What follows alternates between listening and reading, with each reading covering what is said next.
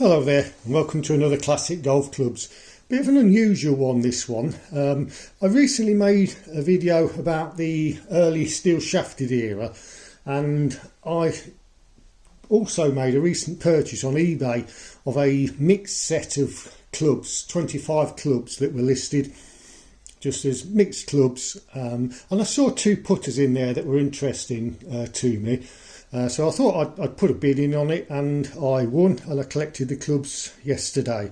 Now, the variety of clubs in the 25 is surprising, really. In fact, there are only two clubs that really match each other. So I thought it'd be a little bit of a diversion, just to quickly go through the bag and see what we've got in there. And I'm going to start with this one, which was the only wood in the bag.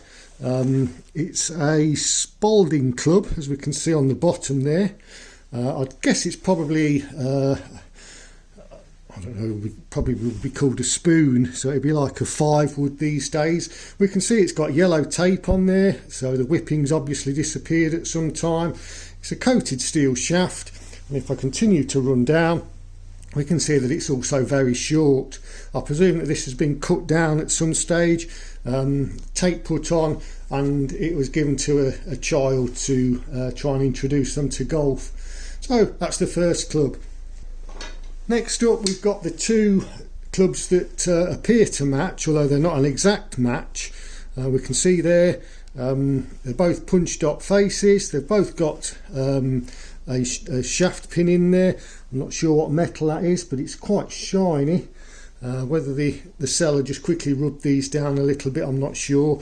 The shafts themselves are a sort of a coated shaft. I'm not exactly sure what they are. They feel quite flexible. A little bit of rust on there, so it must be a coated steel shaft. On the back of the clubs, there isn't a great deal of information.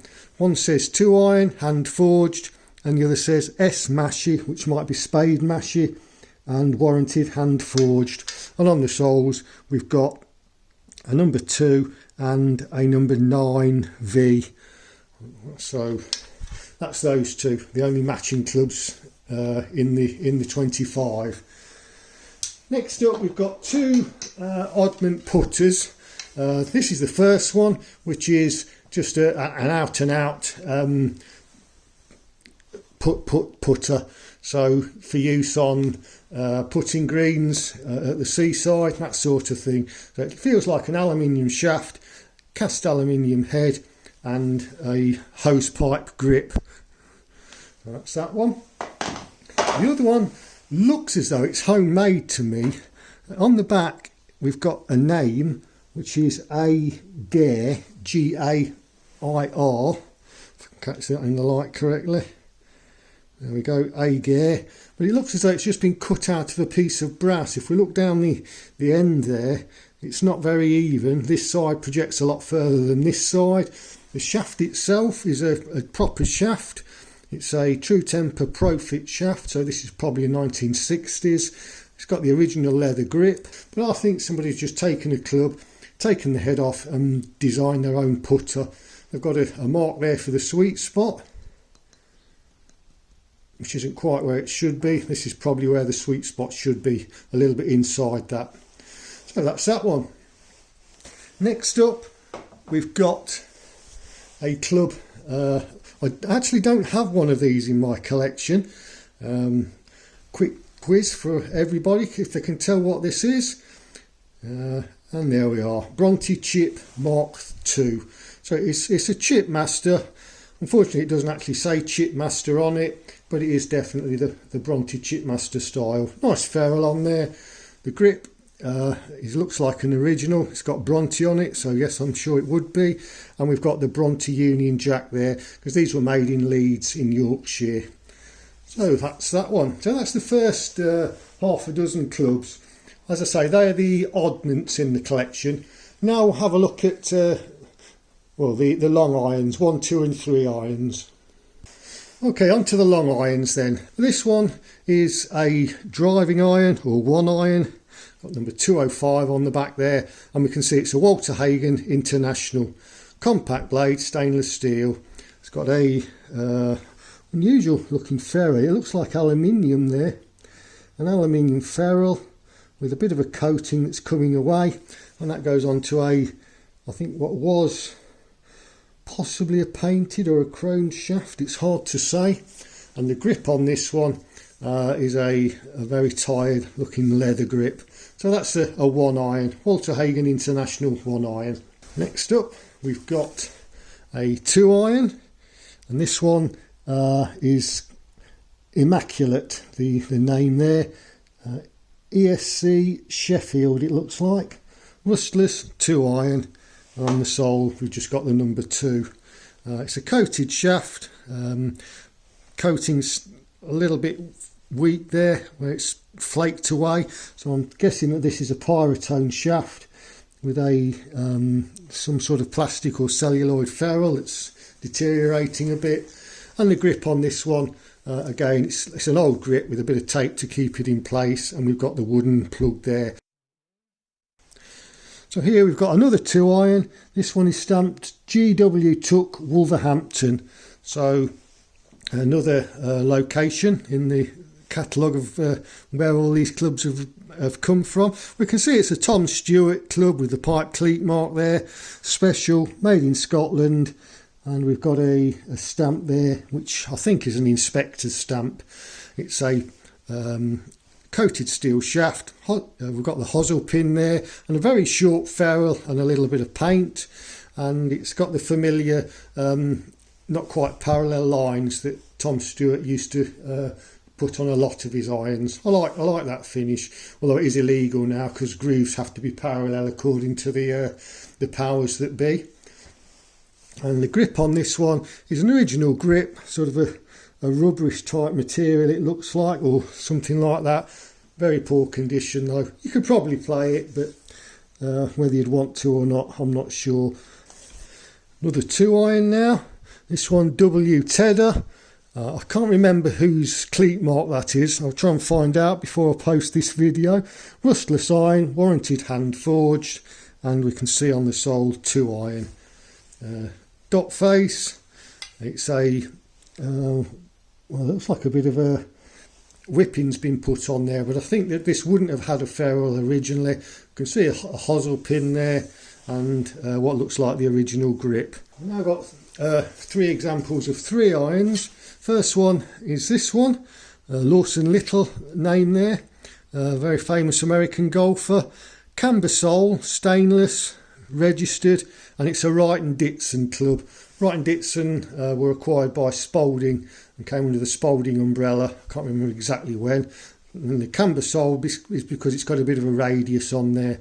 So it's an early chromed shaft, as you can see. And as I mentioned in the video on early steel shafted clubs, chroming seems to have improved greatly since the first attempts were made. I mean, admittedly this is very old, but the chrome isn't hanging on as well as it should be. We can see the shaft band there, True Temper Dynamic. I think this came out in the 1940s.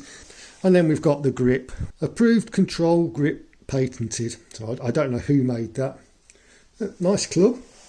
Next up we've got this one, which is Causey James Seacroft Golf Club, Skegness. So this one's from Lincolnshire, again in the UK, and I think that cleat mark is Jack White. What have we got? Rustless iron, and on the bottom it says 3-iron. Look at the face of it. It's a nice dot face again, although a very big toe on it, so it obviously proves that the earlier irons were intended to be struck nearer the hosel than the toe, because this is the striking area away from the toe. It's another early chrome steel shaft. There's no steps on this one, so I would guess it's made in Britain, possibly by Ackles and Pollock, and the grip itself is a leather wrap. And the last one in this section on the long irons is another 3-iron, and this one is by, well, the professional was C.H. Keats, and then it's got Ramblers Golf Club, Blomfontein. So this one is definitely another one that's come from far afield. Hand forged in Scotland. I'm not sure who exactly made this one. On the sole there's nothing, and then the face, just bring the face round. We can see it's not actually a dot face, but they're a little like a small chisel mark rather than a circular punch. So we've got little rectangles there, quite an attractive looking face. And again, we've got a great big toe there, so the sweet spot is towards the hosel. It's a coated shaft, no ferrule, don't think there ever was one, it's just cracking a bit round there. And the grip on it, it's been replaced at some time. Who's that by? It's a Golf Pride Eagle grip made in USA. Oh, another nice club. So that's the long irons completed. Right, we've now got 5 mid irons to look at. 25 clubs in this bag, so apologies that the video's taking a long time. These worked out at about £1 a club, which for odd clubs from the early steel era is about the going rate. There are no rarities or anything in here, and none of them match really, so it's about what you can expect to pay for individual clubs. So let's have a look at this one. This is a 5 iron, as we can see, rustless matched irons, and the name there looks like, well, I can't quite make it out, maybe P.H. Elkin, hand forged, own model, number 5. And we've got no other clues there as to who the actual maker of the club head was. I assume that was the professional, Mr. Elkin. Nice long ferrule on it, plain hickory almost, or cane coloured shaft. We've got some steps in there, so it's probably a true temper or an Ackles and Pollock under licence manufactured. Nice original grip. So yeah, that's a nice club. Punch dot face, 5 iron, definitely playable. Then we have this one, a little bit more loft on this. This is a true weight club, and that's by Leyland, the Birmingham rubber company. And we've got a professional's name there. He looks like H. Leatherland. A true weight iron number there on the toe, number 7, and we've got made in Scotland, and as you can see it's like a groove sole there. That's the 7 iron, rustless. Have a look at the face, and we can see a nice true weight Leyland mark on the face there, and again it's a punch dot face, big toe, nice short ferrule, same colour as the shaft, which is a browner hickory type colour, single red band there, and the grip. This would have been re-gripped at some time. This is an Avon reminder grip, also got a bit of a whipping on there, so I presume it was starting to crack a bit. Next one, this is a Croydon iron, another American club, stainless, model 76, and it says offset number 5, and I think this is a positive offset rather than a negative one. If we look down at the club, we can see that the leading edge is in front of the front of the hosel. Nice face, deep grooves on it. Again, they're not parallel, so this wouldn't be legal for modern play. But the interesting thing about this club is the fact not just that it's a chrome shaft, an early chrome shaft, but we can see that the shaft is expanded out, so I'm guessing that this is a shaft over hosel, so the hosel extends inside the shaft rather than as it normally does, the shaft goes inside the hosel. So in this instance the hosel goes into the shaft. That's certainly the way it looks. We've got a bit of a wear on the outside there, and we've got a small ring there. Yeah, that's unusual. I've not seen that. Whether it's more common in America, I don't know. I've never seen one in the UK before. Next up, I need to get a move on. I'm taking a long time on this. We have another club without an identification, but I have seen these 2 flags and this star before. I'm not sure whether this was a Gibson club or something. The star was used by Gibson. Can't quite see that very clearly on this one. There's a bit of rust there. And then we've got reference number 241 and a number 7 on the sole. It's another coated shaft, nice wood effect ferrule there, brown taperless or stepless shaft, and we have got the remnants of a shaft label there, totally illegible. I would guess it's Ackles and Pollock, and we've got the flex there, I believe. Let me just see if I can make that out. No, I can't. I'd need to look at that under a magnifying glass or in better light to be able to read that, I think. That's that one. So last of the mid-irons, and this one is a 7-iron by J.E. Edgar, Tyneside Golf Club. So as you can see, these clubs are from all around the UK, as well as a few countries outside the UK. It's a 7-iron, as we saw on the back. Look at the face. Looks as though somebody's hit a red golf ball there. We've got a very unusual face here. It's quite crude in some ways. We've got not very parallel or not very evenly spaced lines. We've got a strike mark very low on the face, or a suggested strike mark. And then it says made in Scotland and warranted. Yeah, that's an unusual raw looking face for this date of club. So yeah, nice club again. Got a plain black ferrule, and the grip is an original leather wrap grip. You can barely see the seams on this one. It's so old and worn. So that completes the mid irons. Right, finally we've arrived at the more lofted irons and the putters. So starting off with this one, Joe Anderson of Perth would be the professional, Super Machiniblik, specially selected, quick sight, and I've got a registered number there as well, rustless, hand forged. A very attractive stamping on the back.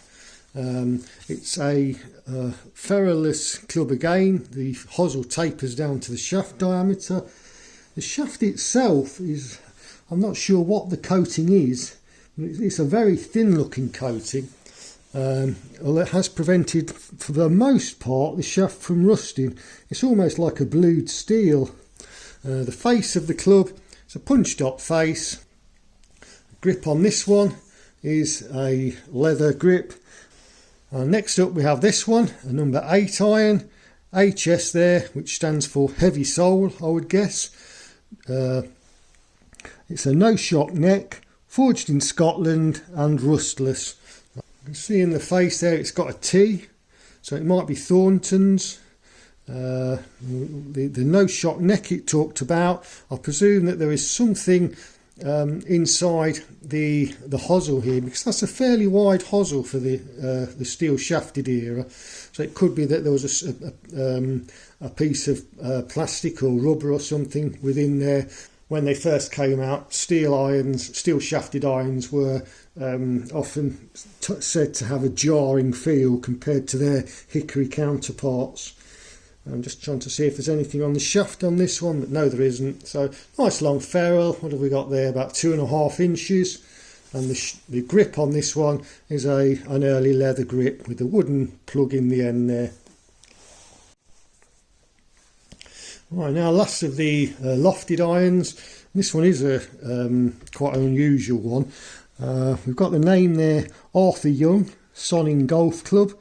Warranted hand forged, rustless, and again I can't remember whose cleat mark this is. I'll try and identify that and put that in some text somewhere around here. On the sole we can see it's a 10 iron, and if we look at this one, it's actually got quite a bit of bounce on the sole. I can get that positioned correctly. There we are. So we can see it is definitely what we would consider a heavy bounce for this particular period. I'm not sure what date this club was produced. I would say definitely 1930s, which is when the sand iron was in its early development. Gene Sarrazin is often credited with its design. And again we can see on this one, huge toe, and all of the punch dot markings are towards the heel. Quite a wide hosel. So again, this one could have some sort of no-shock fitting in there, or it might just be that it's a thick metal hosel. Long ferrule, again about 2.5 inches, another bit of white finish on there as well. The shaft itself is a stepless shaft, So again, I'm not sure who made this. There's no marking I could see. Probably an Apollo one. And the grip itself is it's got a reminder wire in there. You can see that if I can position it correctly. It's not very straight. In fact, it wanders all over the place. It's down the top here, then it comes down the side. So I assume that the grip has twisted at some point in the club's life. It is still on the bottom of the club, so you can use it to line your hands up when you're holding the club. So that's that one. Now we'll have a look at the putters. First one of those we're going to look at is this one, which is JB Halley and Company Limited, London, special rustless putter, and it's got a number 8 on it. They're normally number 9, but this is an early one. It's actually a hickory shafted putter. Does it say 8 there? Yes, 8 on the bottom as well. So this came before numbering had probably been established, or a pattern of numbering. And we can see there, I'm assuming that these punch marks were done by hand. They're not very even. We can see the pin there as well. Nice hickory shafted club. This definitely needs either replacing or removing, softening up with neat's foot oil or something, and putting on again to make that club playable. Next up, we've got another putter, this one by DM Company Limited, Scotland. I'm not sure which company that is. Just says putter, and on the bottom, medium weight, rustless, if you can see that. And this time we have got a number 9. Often confused by sellers who don't know much about old clubs as being a 6 iron, but it's actually a number 9, which was the putter in early sets of numbered clubs, which tended to finish at the number 8. It's quite a big head, nice long head, good weight to it. It calls it a medium weight. I'd say it's more of a inclining towards the heavy end myself. So that's that one. That brings us to the last 2 putters, which are the ones that originally caught my eye in this set. I'll leave the most modern till last. So this one is another coated shaft one, and it's a George Nicol. We can see the name there, the Hand of Friendship cleat mark, 11.5 Scotland, hand forged in Scotland, and number 9 again, and it's the Crackerjack model. They had irons and woods in the Crackerjack line of clubs. Number 9 on the sole, and we can see that it's got a drill through hosel. I think Carruthers had a patent for this, so this would go nicely with the set of George Nicol clubs that I've got with the Carruthers, although they're not the Crackerjack model, but they do have this drill through hosel. And there we can see it's a punch dot face. Very nice club. We've got some fine black bands there to give it a bamboo type look, and we've got the original, I assume original leather grip. And then the final club, which is another George Nicol, and this is a George Nicol Henry Cotton. Again, we've got the Hand of Friendship there, the Nicol signature, hand forged in Scotland. This one is a lined face. It's quite a low profile head, this one. What have we got? About just over an inch high, I would say. Bit of offset on that one. Nice ferrule, black, red, white, red. And the shaft is a stepped shaft. Tiny bit of rust at the bottom there, nothing to worry about. And the shaft band we can see is a True Temper rocket. So this would be a 1950s club. The grip unfortunately has been replaced. This is a Golf Pride Tour Wrap, but I do like the Tour Wrap grip, so at least I've put on a decent grip. Oh, that's the final club in the set. Hope you found this of interest. If so, please comment below, and I might do another one with just a random selection of clubs. Well, thanks for watching, and I hope to see you next time. Bye.